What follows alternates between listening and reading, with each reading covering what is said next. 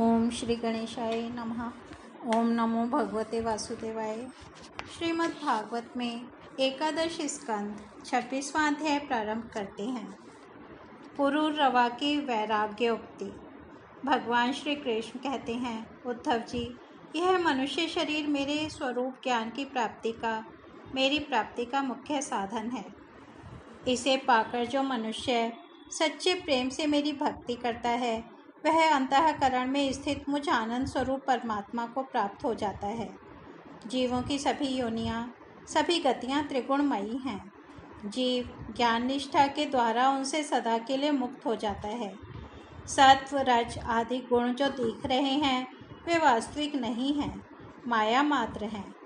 ज्ञान हो जाने के बाद पुरुष उनके बीच में रहने पर भी, उनके द्वारा व्यवहार करने पर भी उनसे बंधता नहीं। इसका कारण यह है कि उन गुणों की वास्तविक सत्ता ही नहीं है।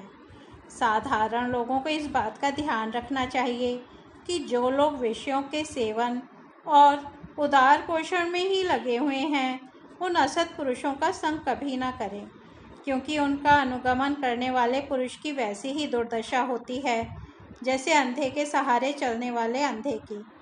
उसे तो घोर अंधकार में ही भटकना पड़ता है।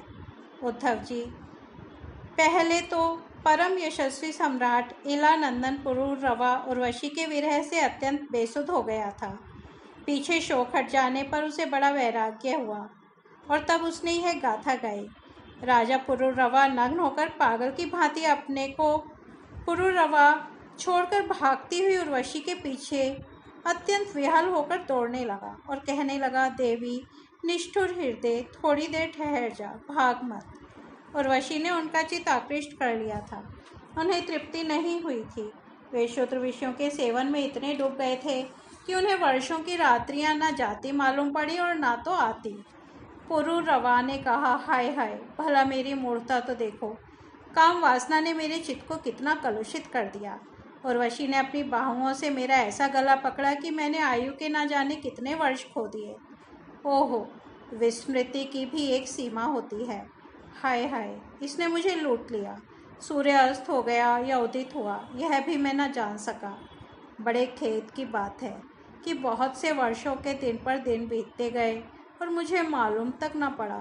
ओहो, आश्चर्य है, मेरे मन में इतना मोह बढ़ गया जिसने नरदेव शिखामणि चक्रवर्ती सम्राट मुझ पुरूरवा को भी स्त्रियों का क्रीड़ा मृग खिलौना बना दिया।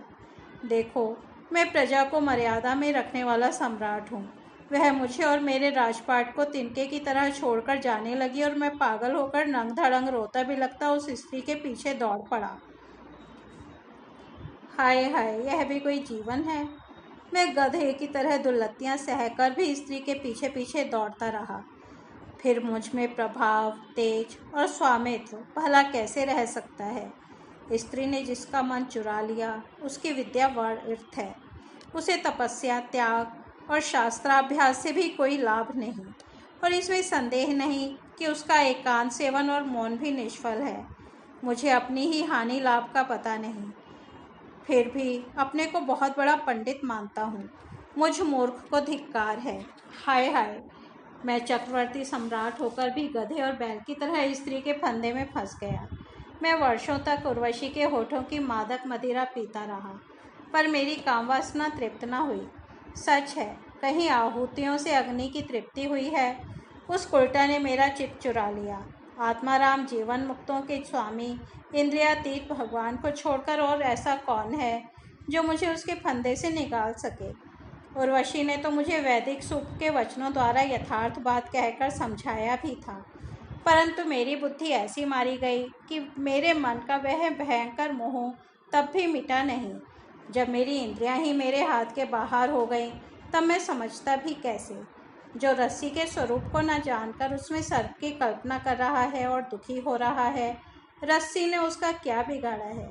इसी प्रकार उस उर्वशी ने भी हमारा क्या बिगाड़ा, क्योंकि स्वयं मैं ही अजितेंद्रिय होने के कारण अपराधी हूँ। कहाँ तो यह मैला कुचैला दुर्गंध से भरा अपवित्र शरीर, और कहाँ सुकुमारता, पवित्रता, सुगंध आदि पुष्पोचित गुण। परंतु मैंने अज्ञानवश असुंदर में सुंदर का आरोप कर लिया। यह शरीर माता पिता का सर्वस्व है अथवा पत्नी की संपत्ति। यह स्वामी की मोल ली हुई वस्तु है, आग का ईंधन है अथवा कुत्ते और गीधों का भोजन। इसे अपना कहें अथवा सुहृद संबंधियों का। बहुत सोचने विचारने पर भी कोई निश्चय नहीं होता। यह शरीर मलमूत्र से भरा हुआ अत्यंत अपवित्र है। इसका अंत यही है कि पक्षी खाकर विष्ठा कर दें, इसके सड़ जाने पर इसमें कीड़े पड़ जाएं, अथवा जला देने पर यह राख का ढेर हो जाए। ऐसे शरीर पर लोग लट्टू हो जाते हैं और कहने लगते हैं, ओहो, इस स्त्री का मुखड़ा कितना सुंदर है, नाक कितनी सुघड़ है और मन मुस्कान कितनी मनोहर है। यह शरीर त्वचा, मांस, रुधिर, स्नायु, मेदा, मज्जा और हड्डियों का ढेर और मलमूत्र तथा पीप से भरा हुआ है। यदि मनुष्य इसमें रमता है तो मलमूत्र के कीड़ों में और उसमें अंतर ही क्या है।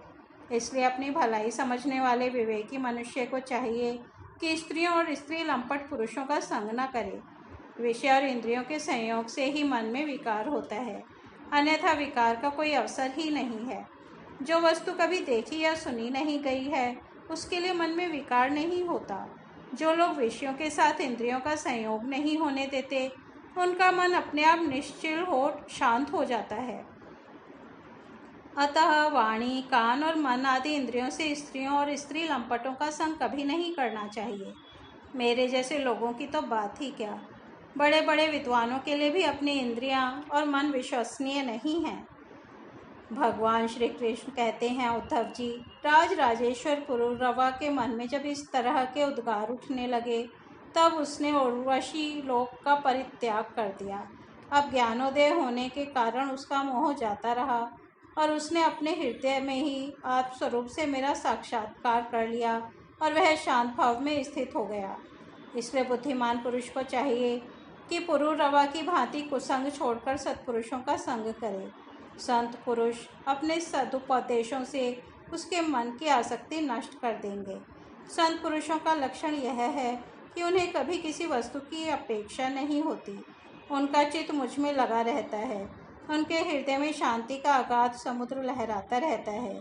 वे सदा सर्वदा सर्वत्र सब में सब रूप से स्थित भगवान का ही दर्शन करते हैं। उनमें अहंकार का लेश भी नहीं होता। फिर ममता की तो संभावना ही कहाँ है। वे सर्दी, गर्मी, सुख दुख आदि द्वंद्वों में एक रस रहते हैं तथा बौद्धिक, मानसिक, शारीरिक और पदार्थ संबंधी किसी प्रकार का भी परिग्रह नहीं रखते। परम भाग्यवान उद्धव जी, संतों के सौभाग्य की महिमा कौन कहे। उनके पास सदा सर्वदा मेरी लीला कथाएं हुआ करती हैं। मेरी कथाएं मनुष्यों के लिए परम हितकर हैं। जो उनका सेवन करते हैं, उनके सारे पाप तापों को वे धो डालती हैं। जो लोग आदर और श्रद्धा से मेरी लीला कथाओं का श्रवण, गान और अनुमोदन करते हैं, वे मेरे परायण हो जाते हैं और मेरी अनन्य प्रेममयी भक्ति प्राप्त कर लेते हैं। उद्धव जी, मैं अनंत, अचिंत्य, कल्याणमय गुणों का आश्रय हूँ। मेरा स्वरूप है केवल आनंद, केवल अनुभव, विशुद्ध आत्मा। मैं साक्षात पर ब्रह्म हूँ। जिसे मेरी भक्ति मिल गई वह तो संत हो गया। अब उसे कुछ भी पाना शेष नहीं है। उनकी तो बात ही क्या। जिसने उन संत पुरुषों की शरण ग्रहण कर ली, उसकी भी कर्म जड़ता, संसार भय और अज्ञान आदि सर्वथा निवृत्त हो जाते हैं। भला जिसने अग्नि भगवान का आश्रय ले लिया, उसे शीत, भय अथवा अंधकार का दुख हो सकता है। जो इस घोर संसार सागर में डूब उतर रहे हैं, उनके लिए ब्रह्मवेत्ता और शांत संत ही एकमात्र आश्रय हैं। जैसे जल में डूब रहे लोगों के लिए दृढ़ नौका, जैसे अन्न से प्राणियों के प्राण की रक्षा होती है, जैसे मैं ही दीन दुखियों का परम रक्षक हूँ, जैसे मनुष्य के लिए परलोक में धर्म ही एकमात्र पूंजी है, वैसे ही जो लोग संसार से भयभीत हैं, उनके लिए संतजन ही परम आश्रय हैं। जैसे सूर्य आकाश में उदय होकर लोगों को जगत तथा अपने को देखने के लिए नेत्रदान करता है, वैसे ही संत पुरुष अपने को तथा भगवान को देखने के लिए अंतर्दृष्टि देते हैं। संत अनुग्रहशील देवता हैं। संत अपने हितैषी सुहृद हैं। संत अपने प्रियतम आत्मा हैं। और अधिक क्या कहूँ, स्वयं मैं ही संत के रूप में विद्यमान हूँ। प्रिय उद्धव, आत्म साक्षात्कार होते ही इलानंदन पुरुरवा को उर्वशी के लोक की स्पृहा न रही। उसकी सारी आसक्तियाँ मिट गईं। और वह आत्माराम होकर स्वच्छंद रूप से इस पृथ्वी पर विचरण करने लगा। इस तरह से श्रीमद् भागवत में एकादश स्कंद 26वां अध्याय समाप्त होता है। कल हम 27वां अध्याय क्रिया योग का वर्णन सुनेंगे। तब तक हम यहीं विराम देते हैं। हरि ओम तत्सत।